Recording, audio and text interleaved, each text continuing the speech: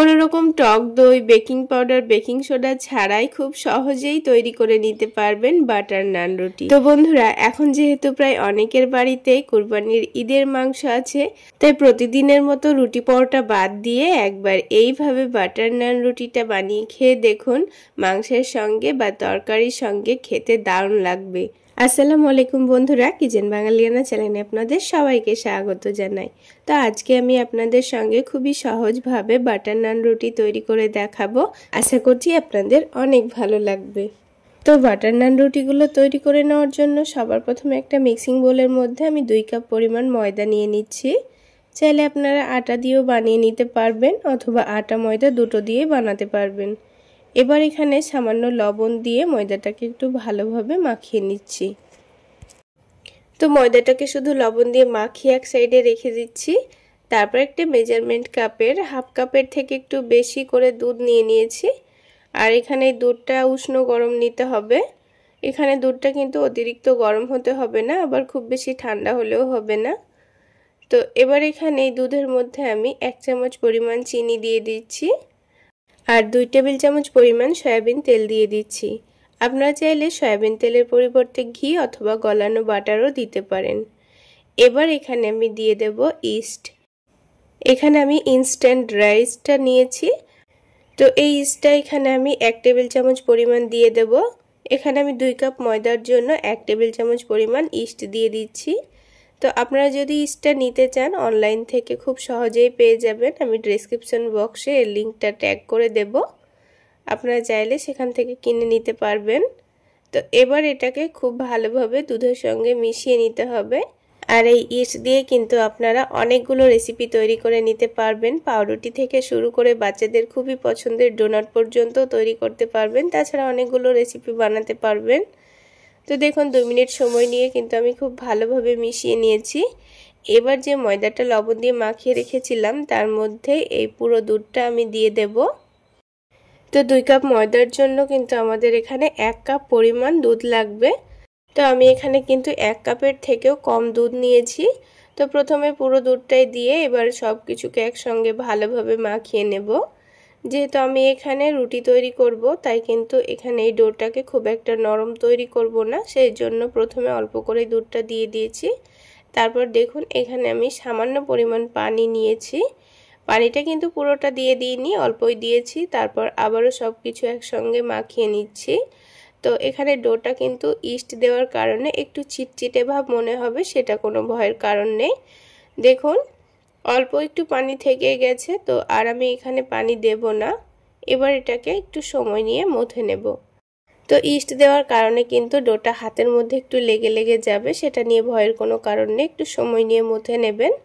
আর অতিরিক্ত চিটচিটে ভাব চলে আসলে সামান্য পরিমাণ তেল দিয়ে একটু মথে নেবেন, তাহলে দেখবেন হাতের মধ্যে আর লেগে যাচ্ছে না।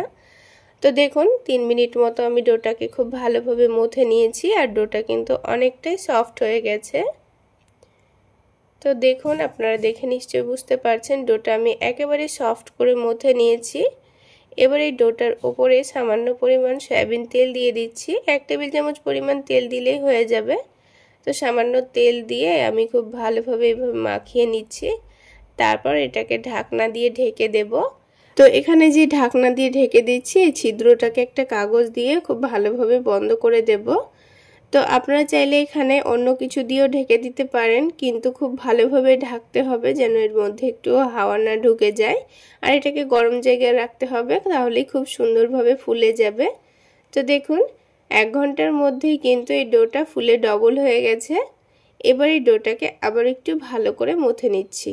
আর এইভাবে মথে নেওয়ার সময়ও যদি মনে হয় হাতের মধ্যে লেগে যাচ্ছে, তাহলেও কিন্তু অল্প করে একটু তেল মাখিয়ে নেবেন। তারপর ডোটাকে খুব ভালোভাবে মথে নেবেন। তো আমি এখানে আবারও 1 টেবিল চামচ পরিমাণ সয়াবিন তেল দিয়ে দিচ্ছি। তারপর এই ডোটাকে ভালোভাবে মথে নেব।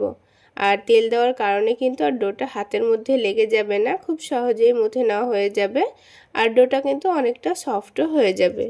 এবার এই ডোটা থেকে কয়েকটা লেচি কেটে রাখবো, সেই জন্য একটা প্লেটের মধ্যে সামান্য পরিমাণ তেল মাখিয়ে নিচ্ছি, তাহলে প্লেটের মধ্যে এই লেচিগুলো লেগে যাবে না। এবার এই ডোটা থেকে ছোট ছোট করে আমি লেচি কেটে নিচ্ছি।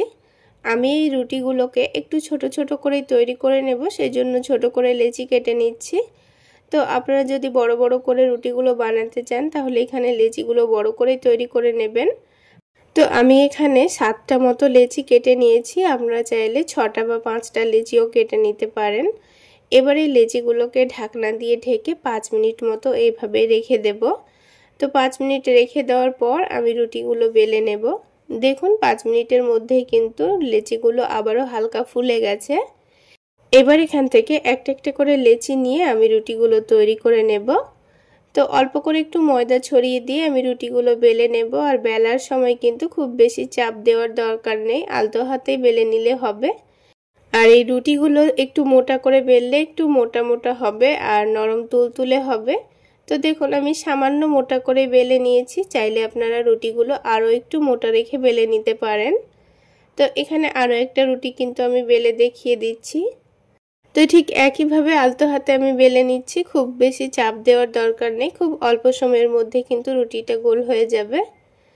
তো এবার আমি প্যানটা হালকা গরম করে নিয়ে একটা রুটি দিয়ে দিলাম। তো একদিকটা যখন হালকা হয়ে যাবে তখন উল্টে অপর দিকটাও হালকা কালার আসা পর্যন্ত ভেজে নিতে হবে। তো দেখুন অপর দিকটাও হালকা কালার চলে এসছে। এখানে রুটিগুলোকে হালকা গরম প্যানের মধ্যে ভেজে নিতে হবে। অতিরিক্ত গরম প্যানের মধ্যে ভেজে নিলে ওপরে কালার চলে আসবে আর ভেতরটা কিন্তু কাঁচাই থেকে যাবে। তাই গ্যাসের ফ্লেমটা মিডিয়ামে রেখে রুটিগুলোকে সেঁকে নিতে হবে। এই স্প্যাচুলা দিয়ে সেঁকে সেঁকে উল্টে দেওয়ার পর অল্প করে একটু গলানো বাটার দিয়ে দিচ্ছি। তো এখানে আমি বাটার দিয়ে দিয়েছি, চাইলে আপনারা বাটারের পরিবর্তে ঘিও ব্যবহার করতে পারেন। আর বাটার দিয়ে নানগুলো যদি ভেজে নিই তাহলে কিন্তু যে ইস্ট দিয়ে আমি ময়দাটা রেডি করেছিলাম সেই ইস্টের গন্ধটাও লাগবে না।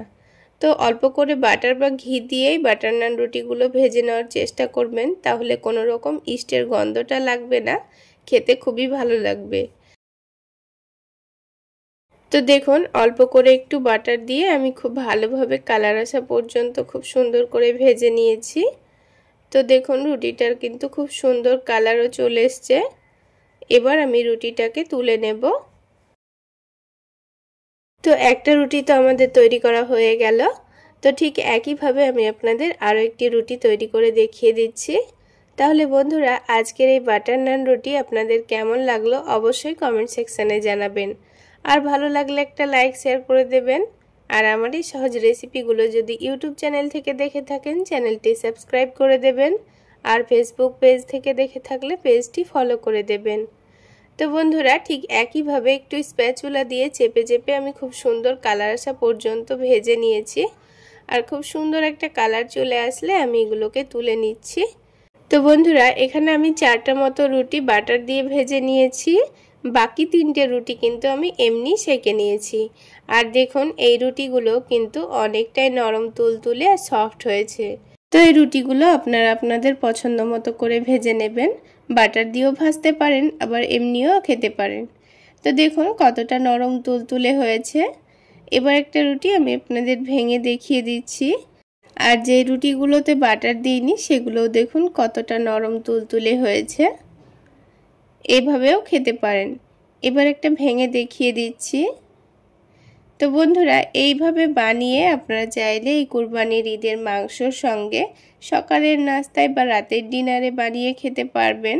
তাছাড়া তরকারি দিয়েও কিন্তু খাওয়া যায়, খেতে ভীষণ ভালো লাগে। একবার হলেও চাইলে এইভাবে বানিয়ে খেয়ে দেখবেন, দারুণ লাগবে। তাহলে বন্ধুরা আজকে এই পর্যন্তই। সকলে অনেক বেশি ভালো থাকবেন, সুস্থ থাকবেন। দেখা হচ্ছে আরও একটি নতুন রেসিপি নিয়ে নেক্সট এপিসোডে।